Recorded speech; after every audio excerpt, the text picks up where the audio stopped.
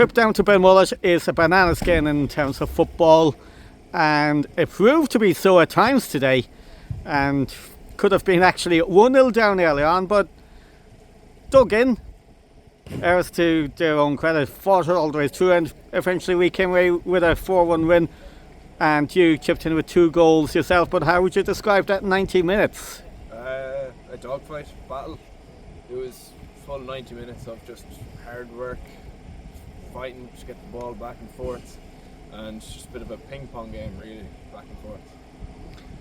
And describe your first goal. Ball kind of just fell in front of me, just hit it on the half volley.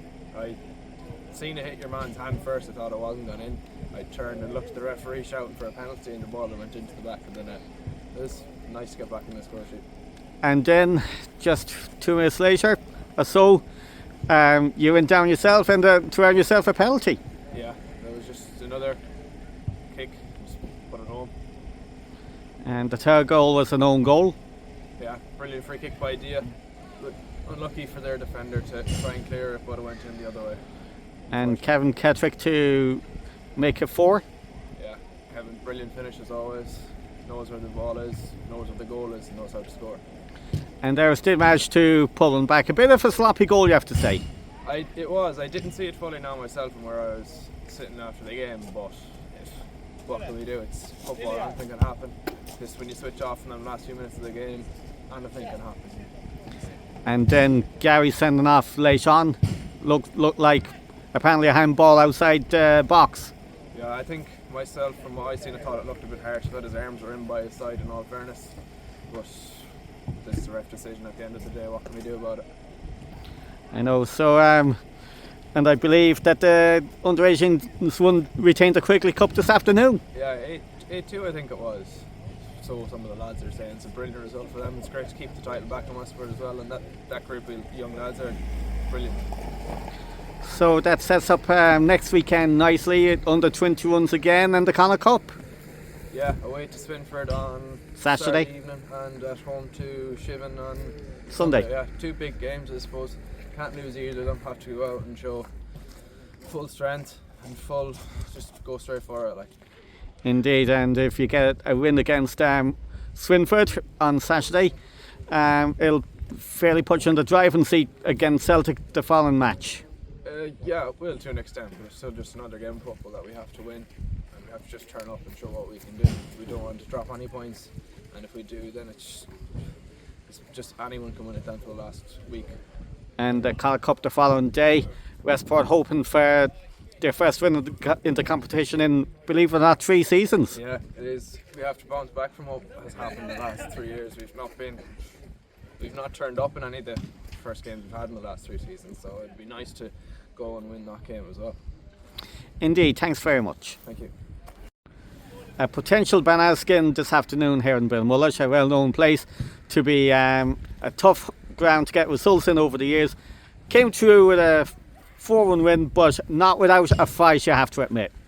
Oh yeah, and it's a national competition, Kenneth, and you'd expect you expect the opposition to be tough, and you don't expect it to come down in a knockout competition for the opposition to roll over. We fully expected this to be a really tough physical game on a really tough pitch with really tough weather conditions. There was a severe cold cross breeze, but I thought we coped with it really well. We scored some good goals, and even with the conditions I thought we played some really good football, and I thought we were really professional, and I thought we retained the ball really well, and we took the sting out of the game, and I thought we did what we had to do away from home in a difficult banana skin tie, as you mentioned.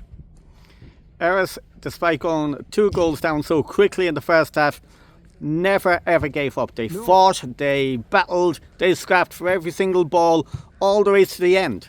Yeah, and I know some of the players here, and I know Michael McHale, the manager, and they're decent sports people, and they're really committed to their sport, and I would expect no less. And yes, you're right, they did. They played for their jersey, and they played for their club, and they played for their manager.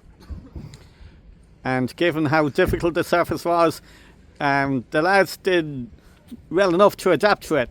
and try and spray a few passes together, even the ball was bobbling about. Oh, I thought they did really well, and I thought it was a really professional performance. They adapted to the conditions really well. Can't speak highly enough of them. And the goal Iorras got near the end, I'd say you'd be a little bit disappointed with the defending and the build up to that. Yeah, probably you can 4-0 up with a few minutes left.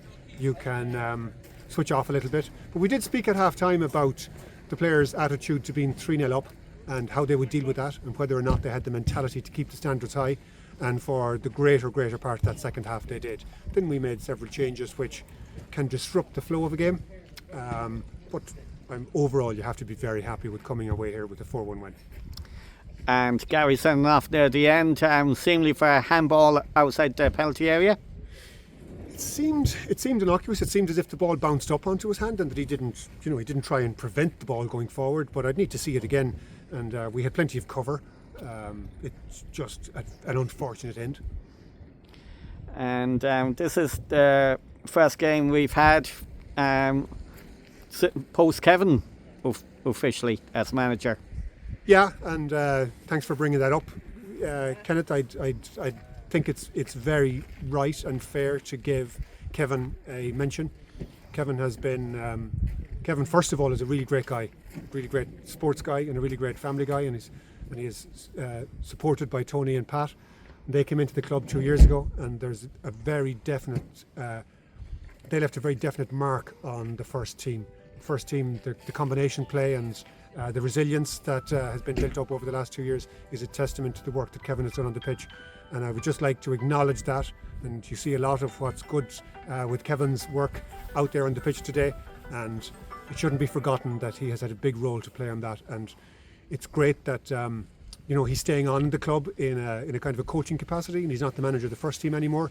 But I'd just like to say thanks to Kevin and to Tony and to Pat for all they've done over the last 2 years, and we wish them really well. Indeed.